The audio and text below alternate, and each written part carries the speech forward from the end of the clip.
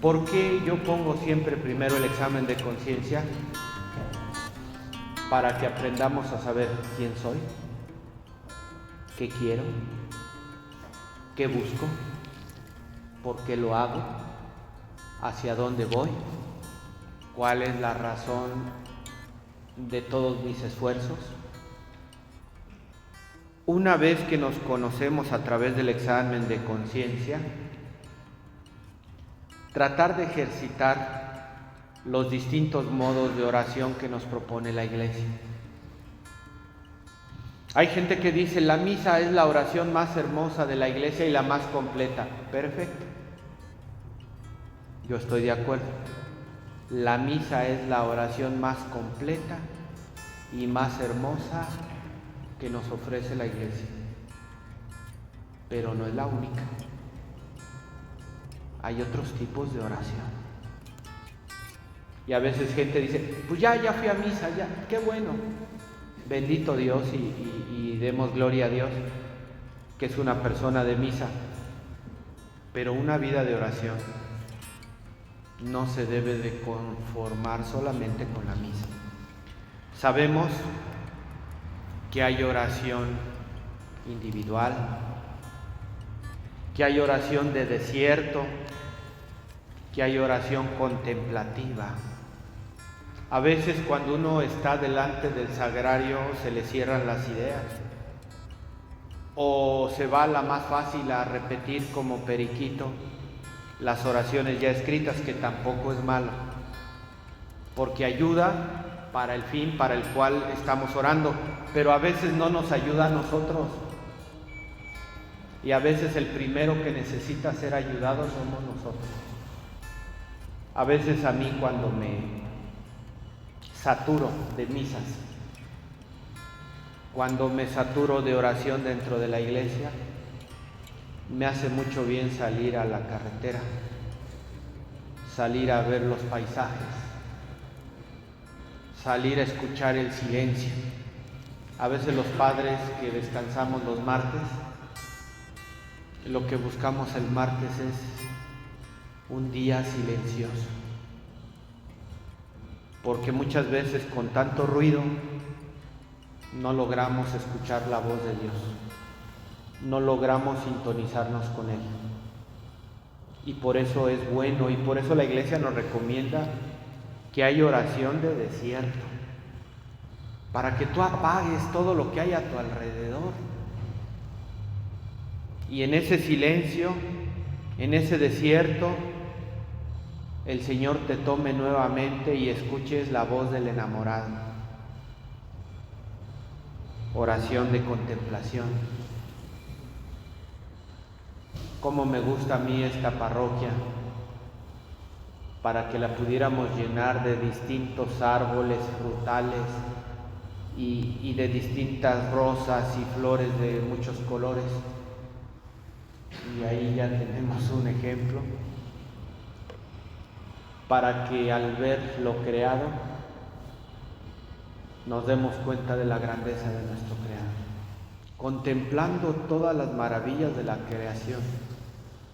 Como que nos sacudimos un poco la mente, el corazón, y entonces cuando venimos ante el sagrario, venimos fresquecitos y con más entusiasmo, con más intensidad, ofrecerle nuestra oración de adoración y de reparación. ¿Qué es lo que pasa en mi interior? Debemos de ser muy honestos, muy honestos. Revisar lo que pasa en nuestro interior. ¿A dónde me llevan los sentimientos? Mis sentimientos, ¿qué es lo que buscan? A veces hay gente que está anclada en el pasado.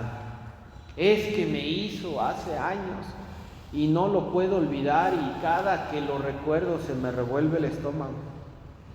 O están anclados en una enfermedad. Es que por esta enfermedad, si yo no tuviera esta enfermedad, yo haría. O por el miedo de lo que va a pasar en el futuro, con este mundo que estamos viviendo, con esta violencia. Y entonces hay gente que por la enfermedad, por el pasado, por el futuro, no encuentra un equilibrio en el sentimiento y vive la intranquilidad, la desolación. Y si hay desolación, debemos de buscar el remedio. Y el remedio para sanar nuestras heridas, que muchas veces gracias al examen de conciencia, el examen de conciencia no solamente nos ayuda a reconocer nuestros pecados, el examen de conciencia también nos ayuda a reconocer nuestras heridas. Y a veces la vida me ha maltratado, o yo considero que la vida me ha maltratado, sea por una enfermedad, sea por una persona mala que se atravesó en mi camino, sea por el miedo de lo que me va a pasar después de lo que estoy viviendo. Y el único que puede sanar las heridas del alma, ¿quién es? ¿Y sabes cómo lo va a hacer? A través de una vida de oración. La verdadera sanación la podemos obtener a través de una vida de oración. Vital conocernos. ¿Por qué empecé con el examen de conciencia? Porque recordemos que la oración es un diálogo. Yo voy a platicar, voy a hablar con una persona muy importante. Y cuando tú hablas con una persona, tú puedes esconderle quién eres tú. Tú puedes esconderle cuáles son tus inquietudes. Y puedes aparentar incluso deseos que no tienes. Eso nos puede pasar también en la oración. Pero si trabajamos el examen de conciencia, un examen de conciencia bien trabajado nos puede ayudar a decir: Señor, este soy yo. Estos son mis defectos, estos son mis miedos, estas son mis inseguridades, estas son mis angustias. Estoy delante de ti con toda dignidad, porque sé quién soy, porque sé en dónde están mis debilidades y porque sé que tú eres el único que me puede cambiar lo que necesito cambiar y me puede sanar lo que necesito sanar y me puede dar la fuerza donde yo estoy inmerso en mis debilidades. ¿O hay alguien más? Tú puedes ir con el psicólogo, con el terapeuta, o incluso ir a fingir con el confesor, pero al final, ¿con quién jamás vas a poder mentir?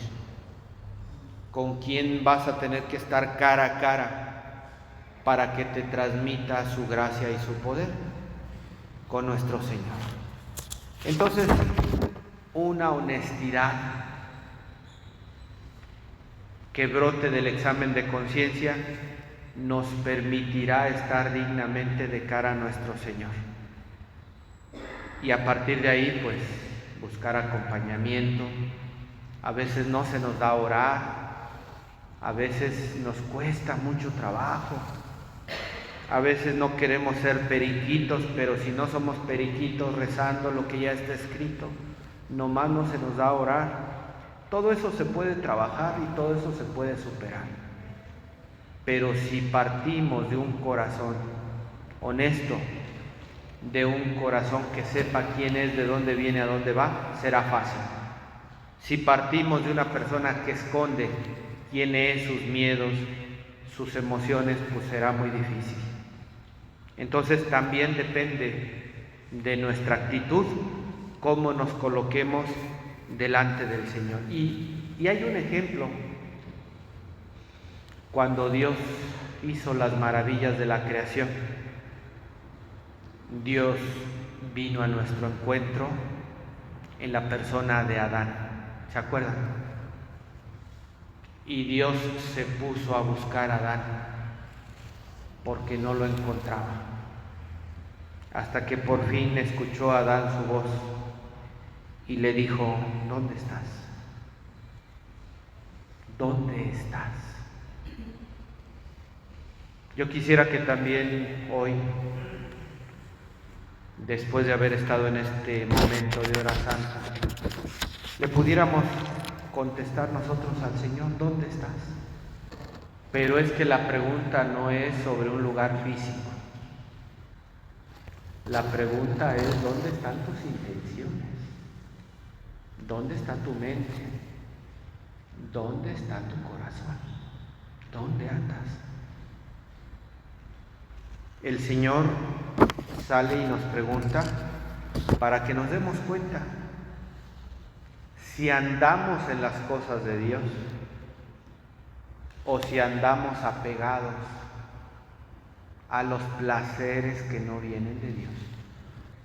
No vaya a ser que por el encierro físico nos acostumbremos también a vivir un encierro espiritual. Como físicamente por la inseguridad o por lo que ustedes quieran, vivimos tan encerrados. A veces inconscientemente eso también nos empuja a vivir encerrados espiritualmente. Porque viene Dios y nos pregunta, ¿dónde andas? Pues encerrado en mi casa, no quiero salir. ¿Cuáles son nuestros jardines? Los jardines donde nos deleitamos y nos olvidamos de Dios. ¿Cuál es el árbol en el que nos hemos nosotros quedado anclados? Y por ese árbol hemos roto nuestra amistad con Dios. Es algo totalmente de honestidad. Y son cosas que yo también digo, el primero que se las debe de preguntar y responder soy yo. Porque si el otro la responde, qué bueno. Si es sincero o no es sincero con Dios, Él sabrá. Pero a mí me vale la vida y la vida eterna si yo no soy sincero. Si yo prefiero guardarme mis respuestas o no hacerle caso a nuestro Señor. Reconocer dónde estamos. ¿Dónde estamos? Personalmente, con mi familia, con mis hijos, con mi enfermedad, con mis hermanos, con mis padres. Y también dónde estamos como ministerio. ¿Verdaderamente estoy ejerciendo el ministerio conforme a lo que se me ha confiado? ¿O nada más, pues, de fachada? Que muchos ministerios también, desgraciadamente. Nada más tengo mi ministerio como fachada para que vean que soy buena, para que vean que yo estoy involucrada en la iglesia, pero en realidad no le estoy respondiendo al Señor. Puede ser, no les conozco, puede ser. Y por eso nos ayuda a preguntarnos ¿dónde estás? Aprender que Adán sí tuvo la valentía de responder. Entonces nosotros de menos, tengamos la valentía de responder. Señor, aquí estoy. A lo mejor en lo que yo estaba no era algo muy digno de Dios, pero sabemos que Dios nos conoce y nos puede ayudar a corregir. Y para eso necesitamos mucha humildad. Yo creo que en todas las charlas de espiritualidad, si no se resalta la humildad, no es verdadera charla de espiritualidad. Una persona humilde sabe reconocer lo que hace, no con los ojos del mundo, sino con los ojos con los que Dios la ve. Porque a veces nos excusamos con realidades del mundo. Oye, te fuiste a una fiesta y te quedaste a tomar y a bailar y a destramparte. Y a veces respondemos con criterios del mundo. Pues todo el mundo lo hace. Era viernes. ¿Qué tiene de malo salir un viernes? Pues ¿qué tiene de malo darle un poquito de gusto al gusto? Pues con criterios del mundo no tiene nada de malo. Pero cuando ya lo pones bajo los criterios de Dios, dices, ah, caray. Pero ¿cómo vas a justificarte tú cuando Dios te pregunta dónde estás? Con los criterios del mundo es bien fácil justificarse. Nosotros cuando oremos, porque esto se trata de oración, ¿con qué criterios nos justificamos ante Dios? Es que mi hijo anda por malos pasos, pero pues pobrecito, los jóvenes andan muy perdidos. Yo lo dejo que tenga 3 mujeres, que se meta a la droga, que ande en malos pasos, porque pues así ya está el mundo, ¿no? Y nos justificamos con criterios del mundo. No, ¿cuál es tu responsabilidad como madre? ¿Crees que cuando llegues a la presencia de Dios el Señor te va a decir, dejaste que tu hijo fuera un delincuente? Qué bueno, pues así está el mundo. ¿Así será el juicio? Dios es misericordioso mientras tenemos esta vida. Aprovechémosla para someternos a los juicios de Dios en este momento. Porque si tú evades los juicios de Dios ahorita, toda la vida terrena Dios es misericordioso con la cuchara grande. Pero cuando llegamos a su presencia, es misericordioso, pero es justo. Es un justo juez. Mejor sometámonos a sus criterios ahorita, porque ahorita es misericordioso. Cuando ya lleguemos a su presencia, será justo. Humildad para aceptar en dónde estamos. Jesucristo, como buen samaritano, viene a nosotros y nos mira. A lo mejor la vida nos asaltó, a lo mejor la vida nos maltrató, a lo mejor la vida nos despojó en el camino. Y Jesús es el buen samaritano que viene a vendar nuestras heridas, que viene a darle el dinero al dueño del mesón para que repare nuestras fuerzas, para que nos dé lo necesario para salir adelante. 4 elementos, es como que es en 2 partes esta plática.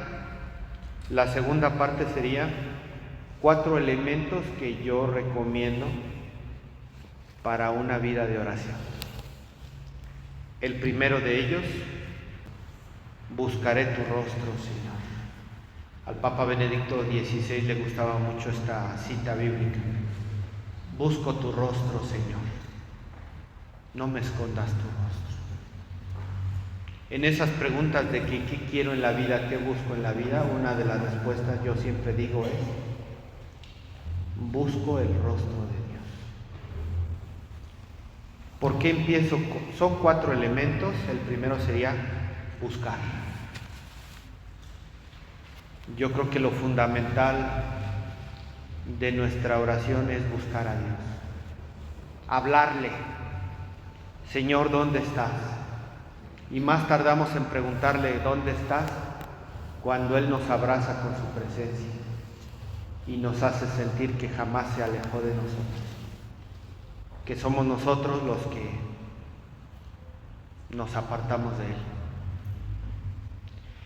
En el núcleo de la oración es mi libertad que sale a buscar a Dios. Dios ya me vino a buscar. Dios ya me encontró, Dios sabe dónde estoy y está a mi lado. Pero Él no entra en mi vida si yo no lo dejo entrar. Entonces una primera actitud para dejarlo entrar es buscarlo. La oración sea siempre para nosotros búsqueda de Dios. Busquemos a Dios mientras Él se deja encontrar.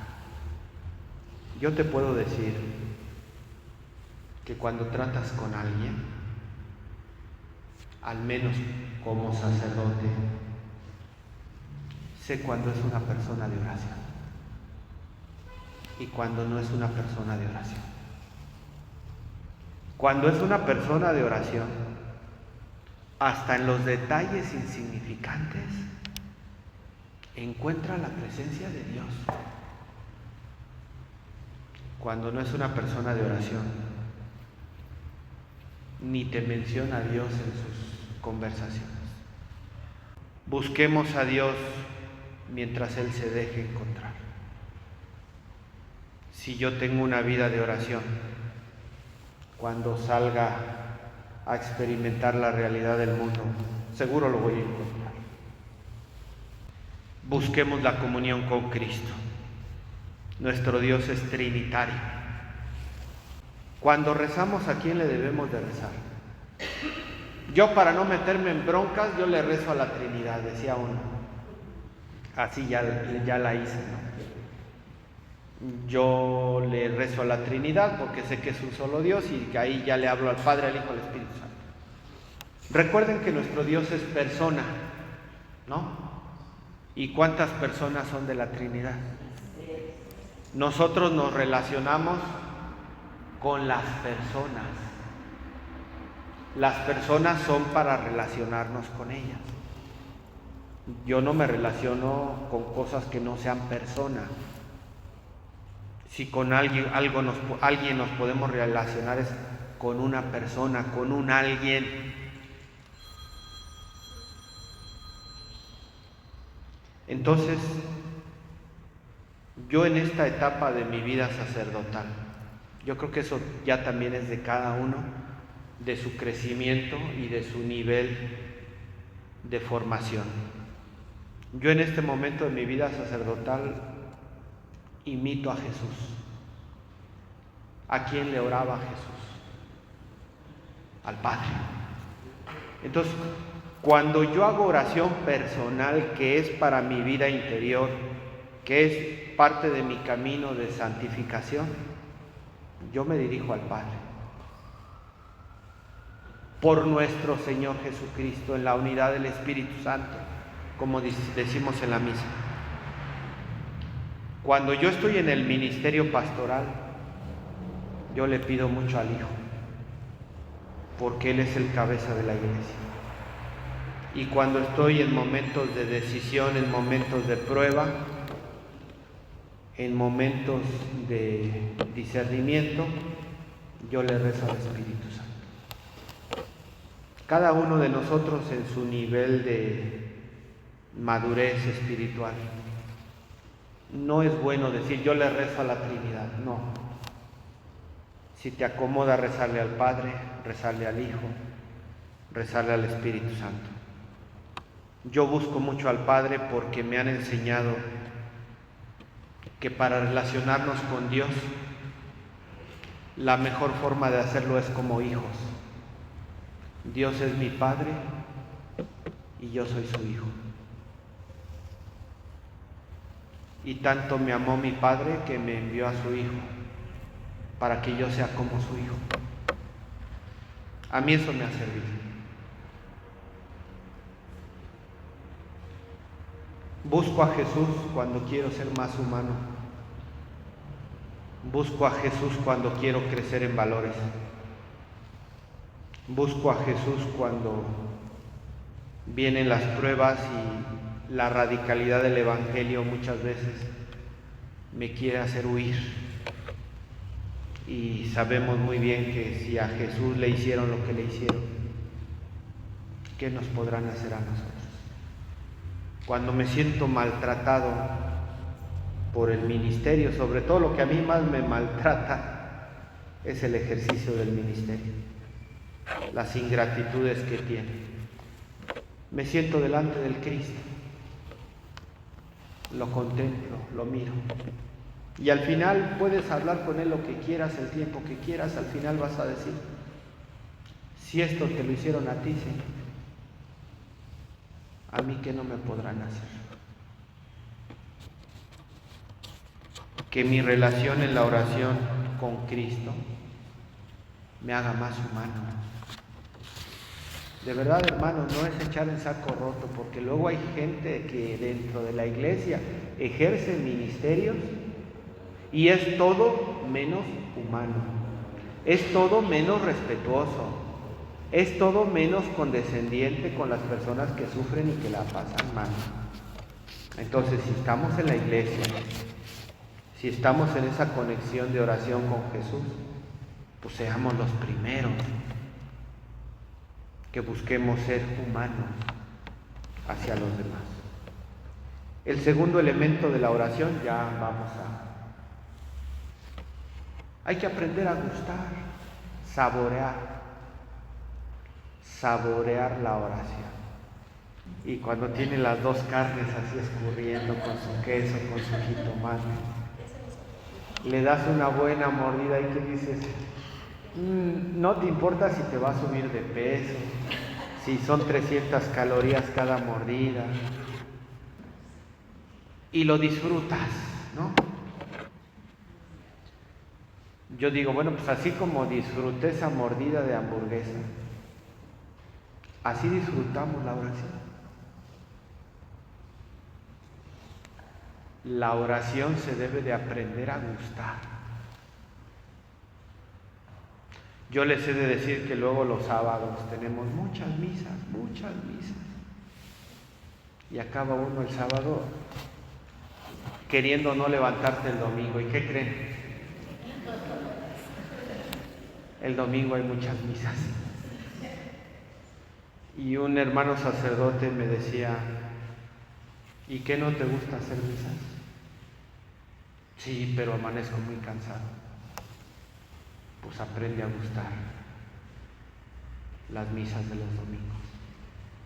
Porque si tú las misas de los domingos las vives y las saboreas y las disfrutas, ¿sabes qué va a pasar con tu cansancio?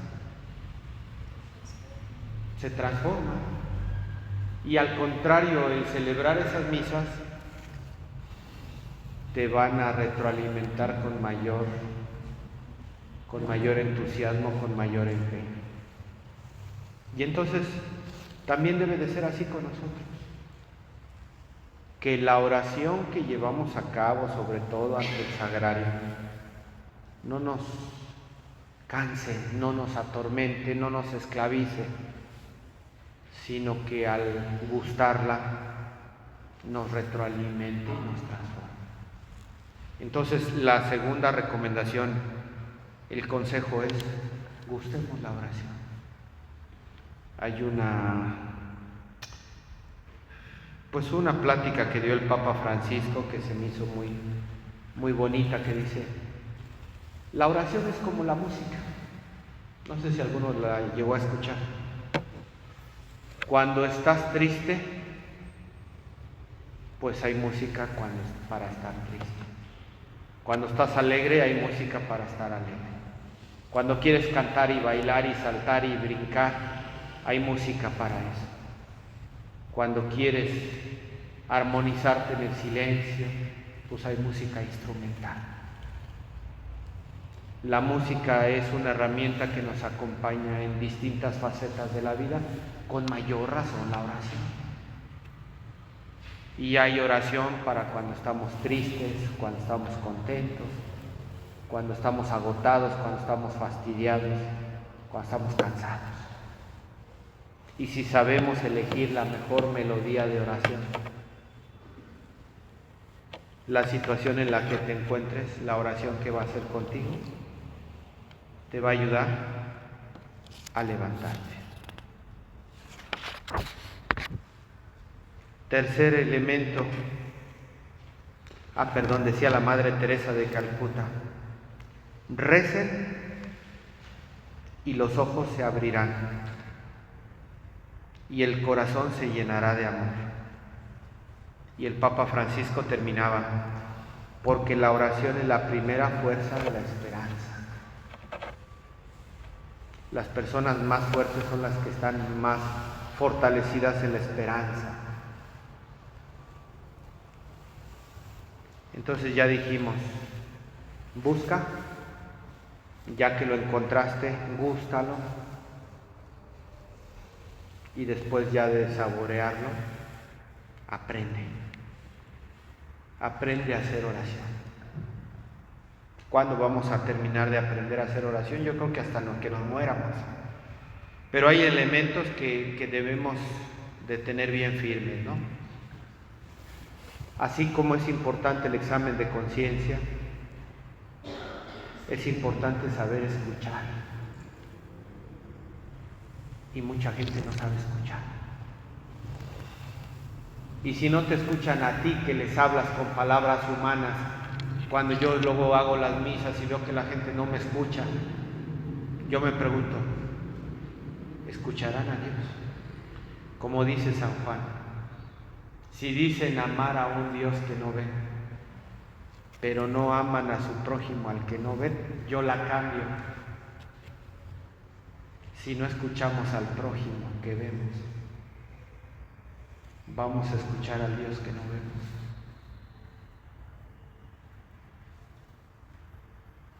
Hay que escuchar a Dios para saber escuchar los lamentos del hermano. Porque Dios te afina el oído para escuchar cuando a tu hermano le duele el alma. Pero a veces sucede al revés. Si tú aprendes a escuchar los lamentos de tu hermano, los dolores que trae en el alma, eso te va a capacitar y te va a habilitar para saber escuchar la voz de Dios. Entonces es un ida y regreso, escuchando lamentos de los hermanos.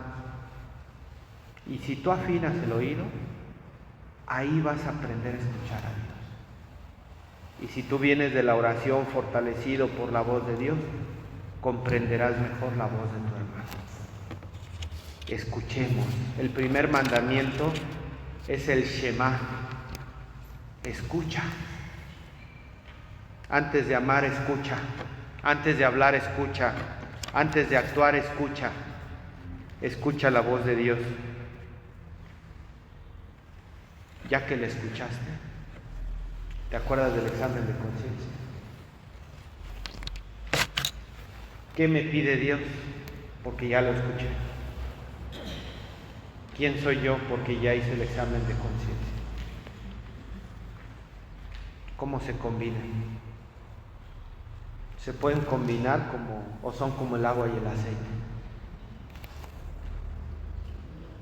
Lo que yo quiero, lo que yo espero, lo que yo traigo en lo más profundo de mi corazón y lo que Dios me está pidiendo. La verdadera oración culmina cuando somos capaces de poner cara a cara esas dos realidades y ser valientes como Adán y poner cara a cara esas dos realidades. Y lo más difícil, ¿saben qué es? Cuando tú sabes quién eres y cuando tú sabes lo que Dios te pide. Y ahí tú tienes que tomar la decisión. Entonces, ya que escuchamos, ya que confrontamos, viene la prueba final. El discernimiento. Yo quiero esto, pero Dios me pide esto. ¿Hacia dónde te debes de conducir la oración?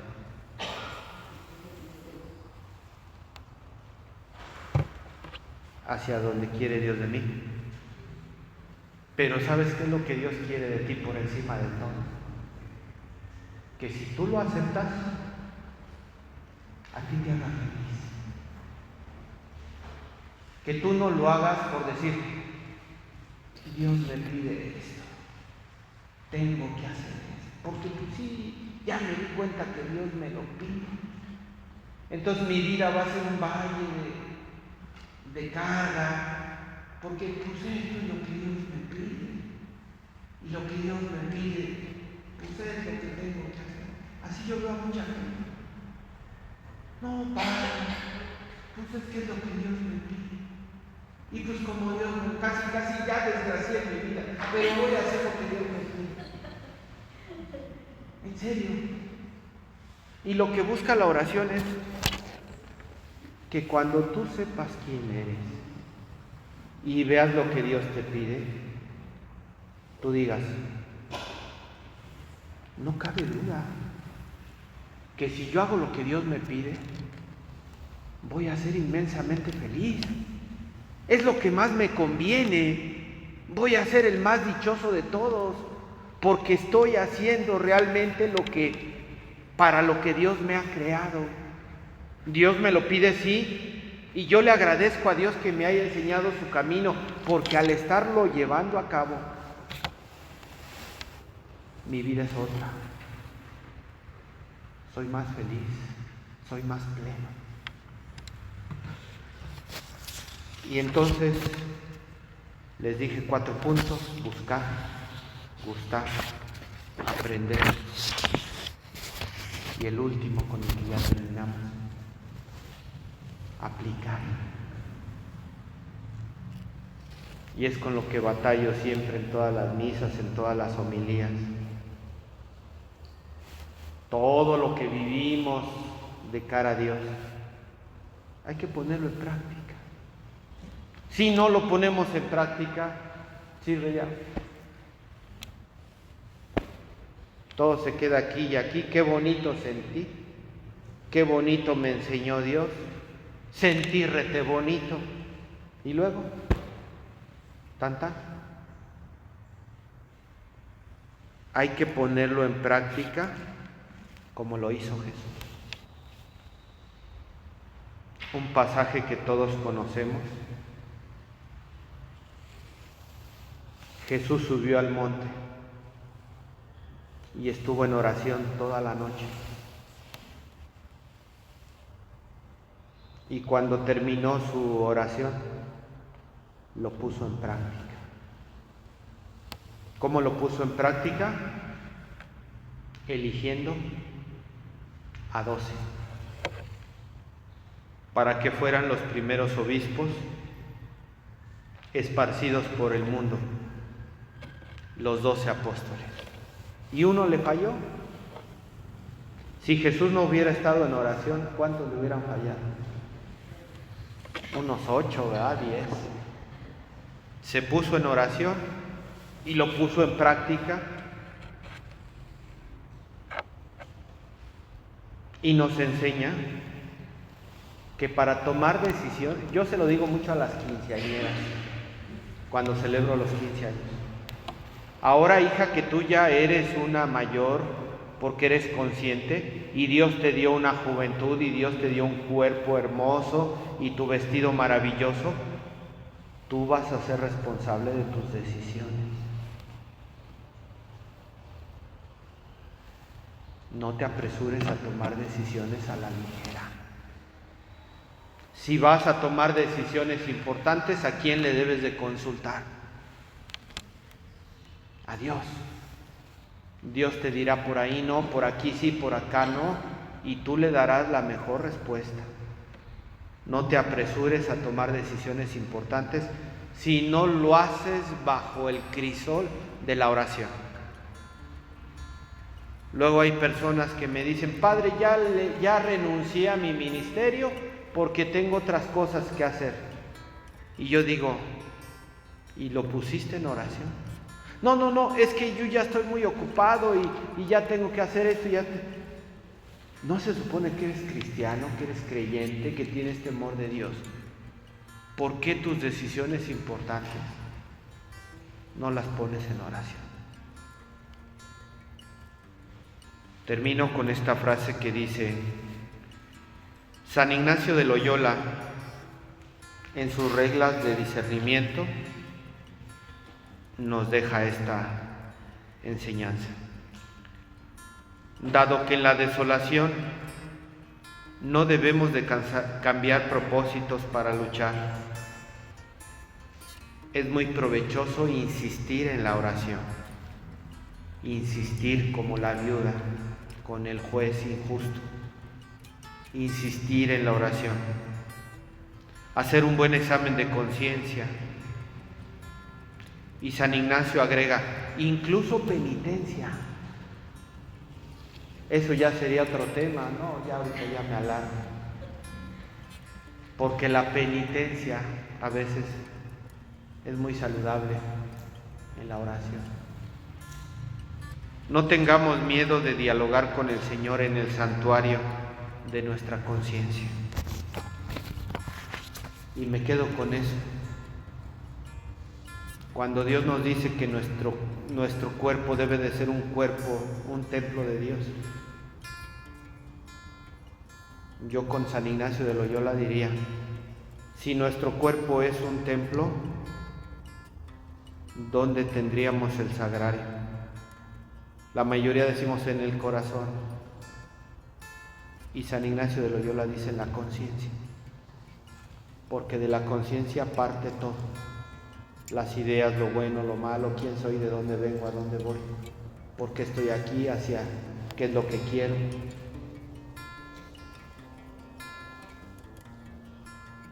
Pues terminaría con esa invitación, ¿verdad? A María de los sagrarios, que el sagrario de nuestro templo material, que es nuestro cuerpo, lo sepamos encontrar en nuestra